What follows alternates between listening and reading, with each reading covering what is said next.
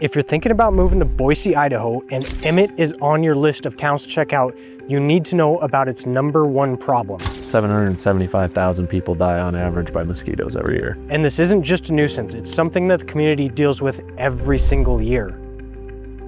Our main problem that we see every year, it's not if we have it, it's when we have it and how bad. We're in a bad West Nile year right now. We have 18 positives right now. We just had a death in Twin Falls. So the question is, does this change whether Emmett should stay on your list of places to check out?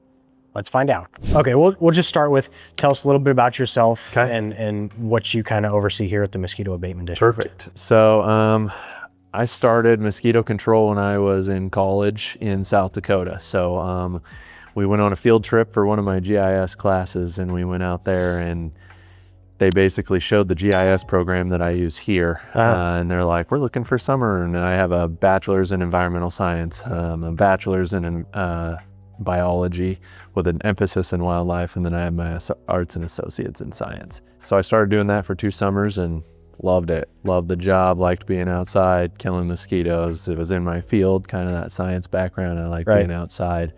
My cousin actually runs the Grant County Mosquito Abatement District up in northern Washington. And so called her, she made some calls. I ended up getting a job down here. I started as a seasonal tech and just worked my way all the way up to the manager. So awesome. Been here since 2016. That's when I started here. And then I've pretty much done all the positions here at Gem County. Awesome. So, we'll just dive right into it. Why does Emmett seem to have a larger problem with mosquitoes than the rest of the area? So that goes back to abundance of water. So Gem County has a lot of water. Our water table's high. We get fed by the Black Canyon Reservoir, and flood irrigation is the main water practice here. We have some clayish soil in a lot of places, so even people that put in pivots, spend a lot of money in that, we still see some production coming off of those. And we're the oldest mosquito abatement district in the state of Idaho. We were formed in 1960, and the constituents imposed a tax on themselves to abate mosquitoes because their cows were coming underweight going to market because of blood loss and just running around. They couldn't pack on weight. So kind of examples the problem that we have here, and just the amount of water, whether it's subwater, cattail sloughs. I mean, if you run the train tracks, there's cattail sloughs that run the entire length of the train tracks, and that water's just coming from subwater. That's not, Joe Blow irrigating his pasture. That's just water that's there, and that's why it's vital for us to be here and do what we do. Interesting. So in comparison, like I talk about this when I talked with the police chief in Caldwell. People talk about Caldwell and say there's gangs. Well, we have to define what the mosquito issue is here. Like somebody from Texas and Florida, they're going to think, oh, Emmett has mosquitoes, it's gonna carry off their dog or something. So is that what we're talking about here? I mean, we see abundance of mosquitoes. No matter, I mean, July and August, you're gonna have mosquitoes. It doesn't matter where you are. We're here to reduce the population and protect you from West Nile virus. So we have 88,000 treatable acres, so that's a lot of ground to cover. Yeah. We don't deal with as many viruses as Florida and some of those areas, and we don't get hurricanes, but we'll get the occasional, rainstorm that comes through in the summer and fills up all those storm drains in town, or people's trash cans, they don't flip over, the lids, anything that can collect water. And so just because, we look so much different than Boise or, Ada County or Canyon County, we still all have our problem sources. What kind of diseases are we concerned about with mosquitoes? So the main one we deal with here is West Nile virus. That's like our main problem that we see every year. It's not if we have it, it's when we have it and how bad.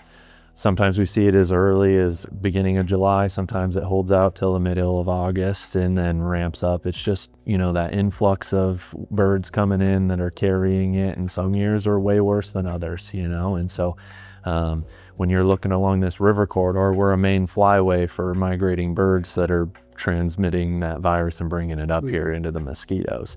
Another one that we keep an eye out for is Western encephalitis. So And that's basically more in our equine and that stuff. And we get all that tested. We haven't seen, I think it was 5 years ago, we had one trap come back positive for that, but it's very rare to have that. Mainly it's just West Nile. We're in a bad West Nile year right now. Okay. We have 18 positives right now, and we're at a 5% infection people? rate. No, so traps. Last year we had 10, so we're 8 above where we were last year at this point. Okay. So, as far as people getting it, how big of an issue is it for actually people getting West Nile? It's actually can be pretty prevalent. It really comes down to, as the constituent, protecting yourself. You know, the mosquitoes, our vectors, like to fly at that dusk till midnight range. And so if you're, you know, protecting yourself with DEET or any of those other bug sprays and wearing long sleeves and pants, you can really avoid contracting West Nile, but you need to be proactive about it. We see it in horses. We had a human case and a couple horse cases last year that were confirmed. And that's the big thing that we encourage people is if you're suspecting, if you feel sick, we want you to get tested. Right. And you have to specifically request that, especially with all the other stuff going on in the world. That's not the first thing that comes to their mind, especially if you have a horse that you suspect. Just call a vet, they'll come take a blood vial and then bring it to us or take it to the state lab and get that tested so we can get that confirmed. Right. But we see it every year in people, and our goal is to protect people as best we can. How serious is that if you get it? It depends on underlying factors. So if you're a healthy person and super active, it might knock you down and you might just feel like you have a bad cold or COVID. Gotcha. And that's what gets misconstrued right now is it's COVID. Well, it could be West Nile, right? If you're elderly or you have other issues going on, it can, we just had a death in Twin Falls. Oh, wow. In a 65-year-old patient. So, you're elderly and young, way more susceptible, debilitating, life-altering changes in your life. So, wow. So how do you guys trap for that and test for it? So we deploy traps all over the valley. Okay, so we have a surveillance tech that's on full time. He'll go out and set traps and we disperse them everywhere. So we have a few locations that are specific that we always trap, that are a specific type of trap. And then for 4 days of the week, we have dry ice, which gives off CO2 to attract them and simulate a human or a cow or something living that they could bite. So that attracts more of that vector mosquito population than just our nuisance mosquitoes. Oh.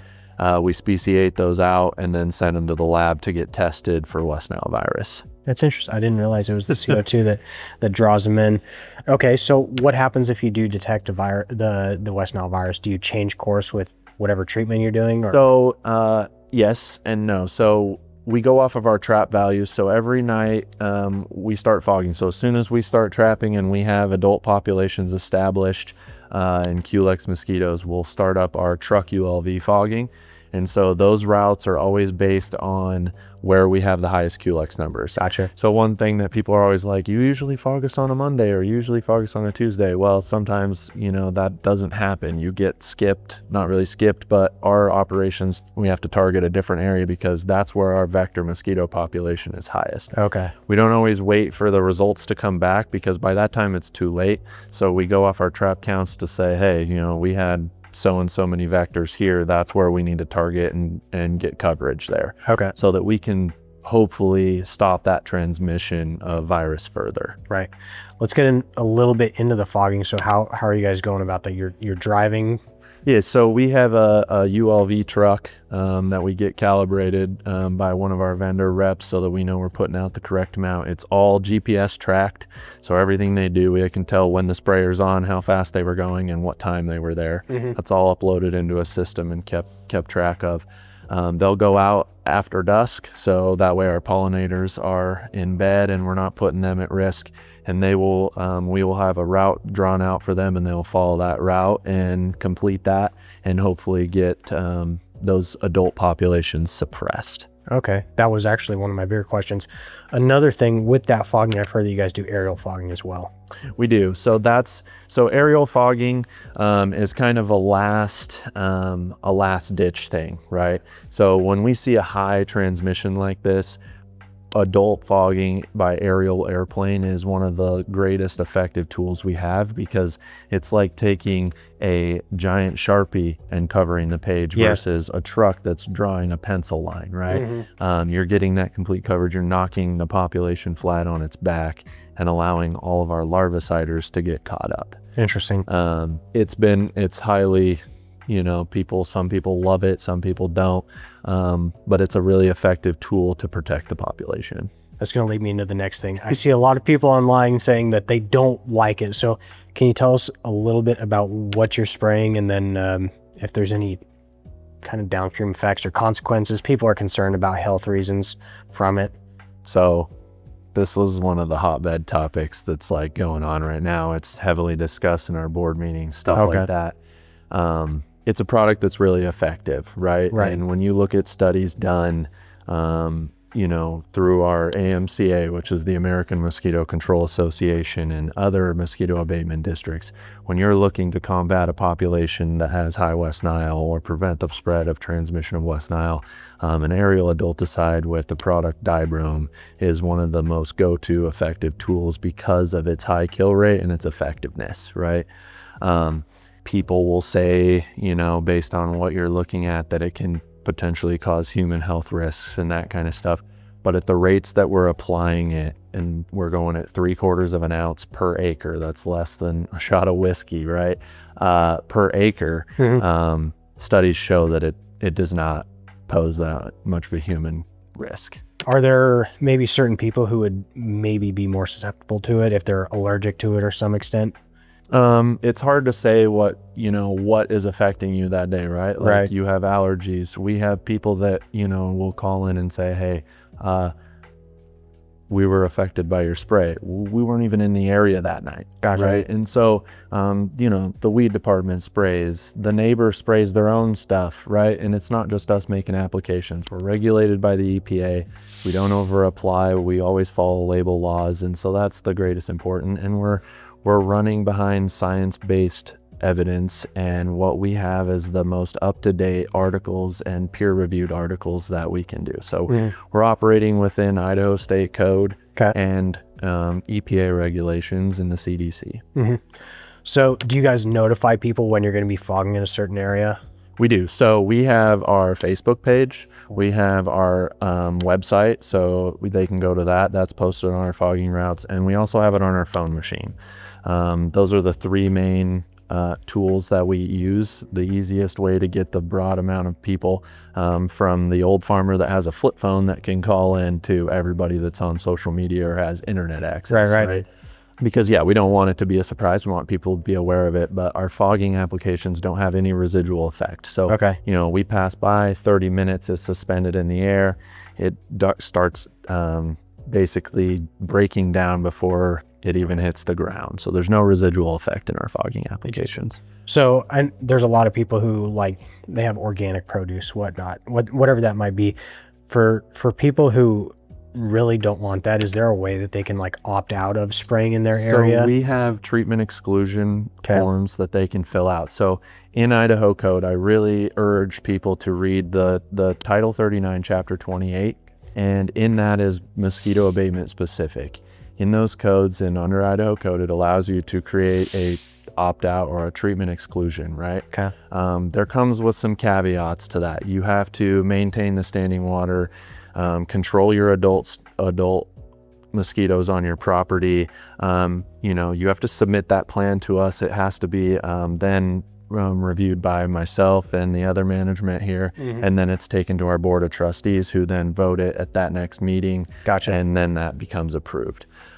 In that approval, you then have to make sure that you are performing all the stuff that you put in your plan. So basically everything that we provide, have to do for yourself, and you are expected to do that.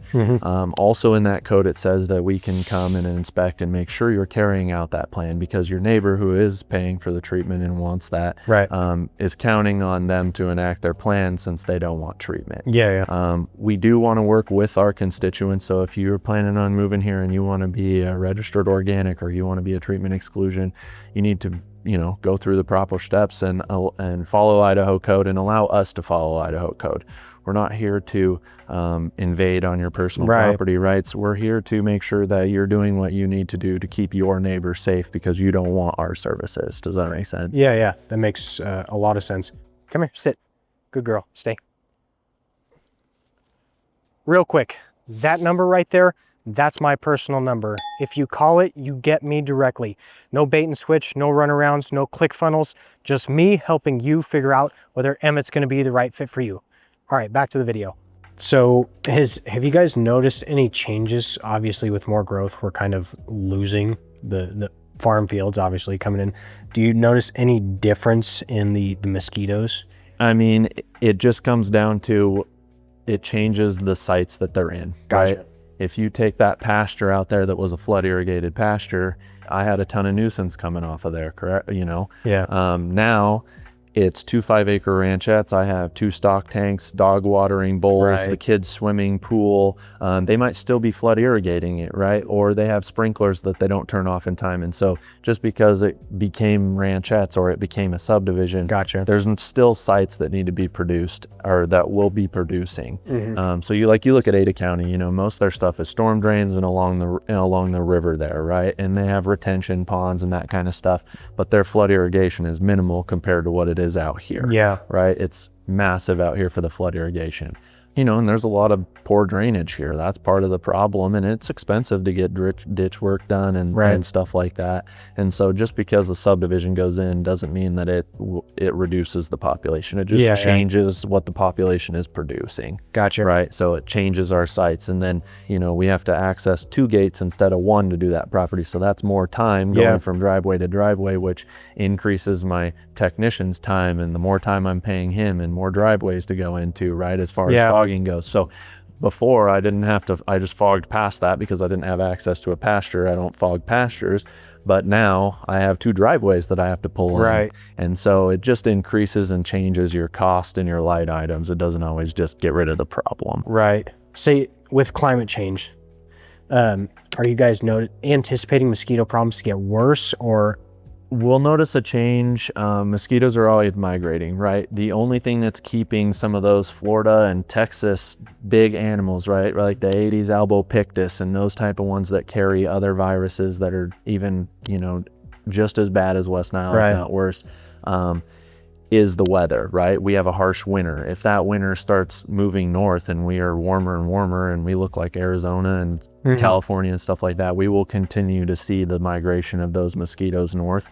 As we've seen the vectors that we have move farther and farther into Canada. Gotcha. So eventually, you know, we will see those mosquitoes up here. It's just how it goes.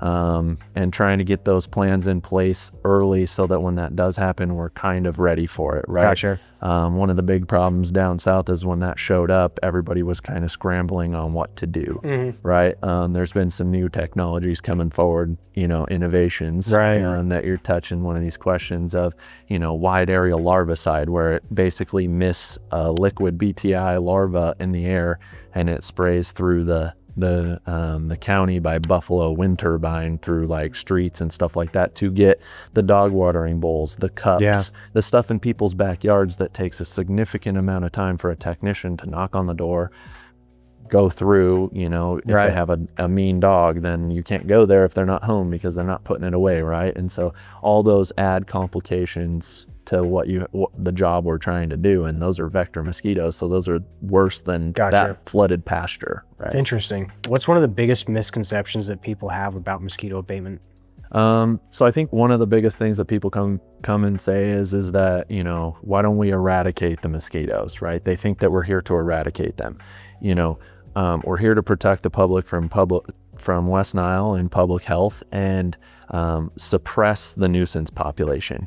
One cow hoof print with water in it that'll stand for more than a couple days in the heat of July and August can produce 400 to 600 mosquitoes, right? One female mosquito can have 400 to 600 offspring. So if she does that, you can look at how exponential it can get off. And when you have 88,000 treatable acres, it's just not feasible to do that, right? I mean, it costs millions and millions of dollars to impose genetically modified mosquitoes that, you know, they put sterile males so a female mates and things. I mean, that costs tons of money and a huge lab to do that. It's just not feasible. We're here to kill the vector population and make life livable with the nuisance mosquitoes.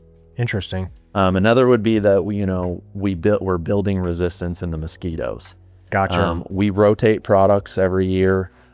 We do resistance testing. So we go collect some adult mosquitoes, we roll them in a vial of our product and time how long they take to die to make sure we're getting that kill. Okay.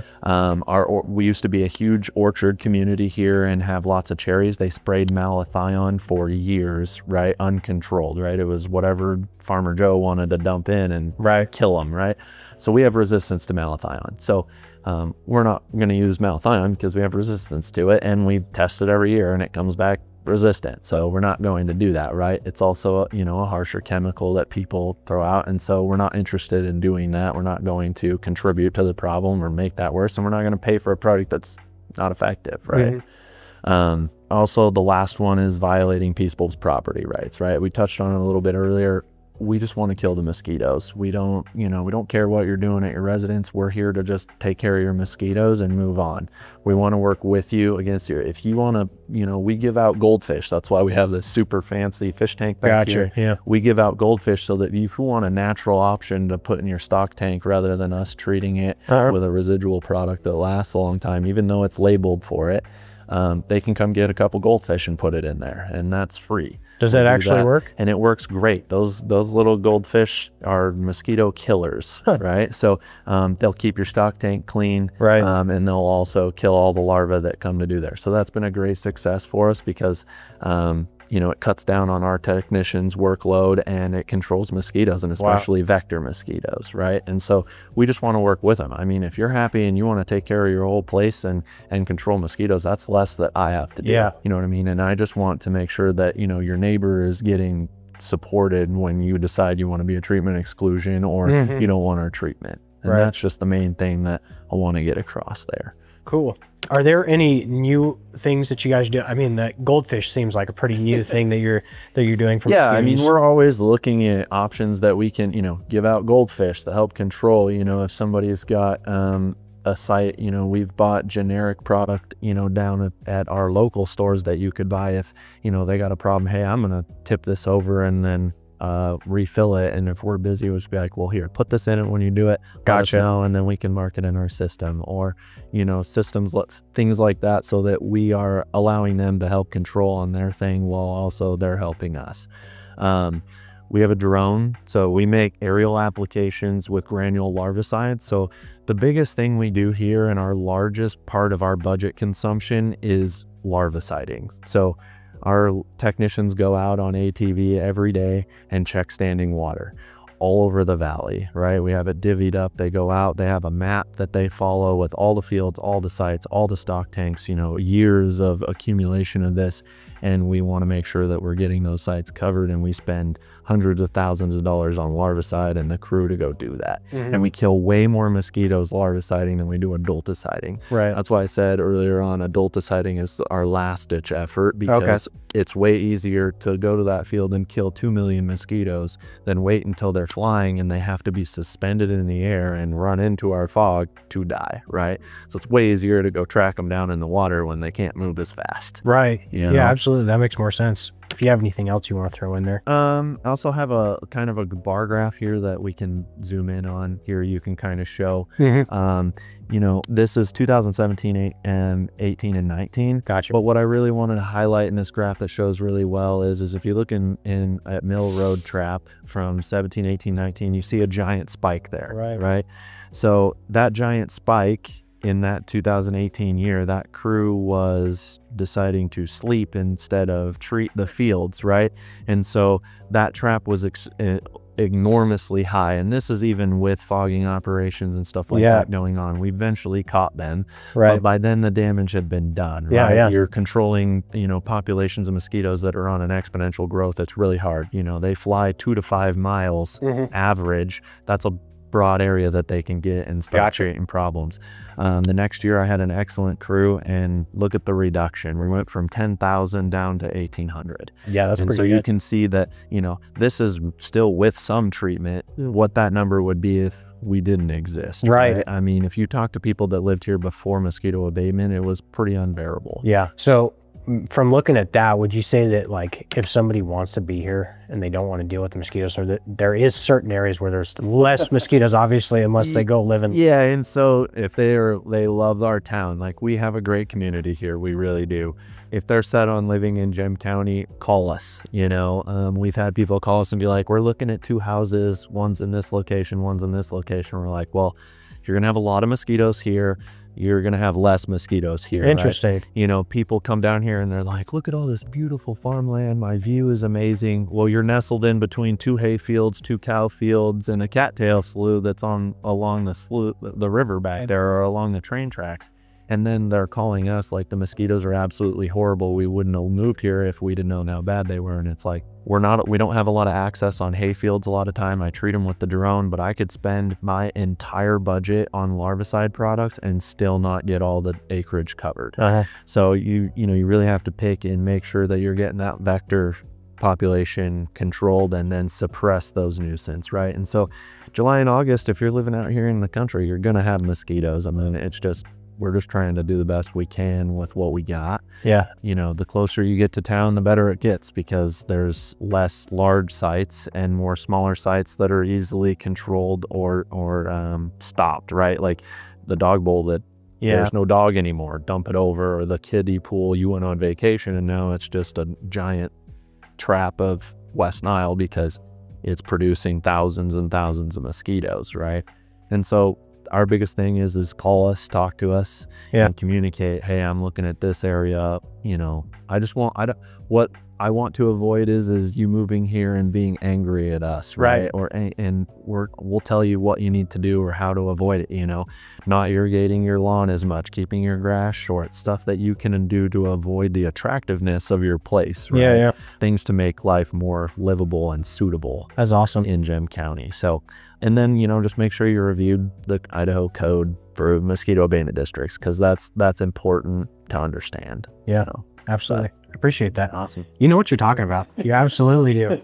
So there it is, Emmett's #1 issue. But don't let this be the only thing that makes your decision on Emmett. If you want to see a full community breakdown, you can check out my 30-minute long breakdown of Emmett right here. Things to do, schools, housing, everything about Emmett. If you want to hear it straight from the source, I did an interview with the mayor of Emmett to see what it's like living in Emmett. And as always, that's my personal cell number. If you call me, you get me. I'm not doing a bait and switch, no run around, no click funnel. Until next time, I'm Isaac Crace with Top Idaho Real Estate.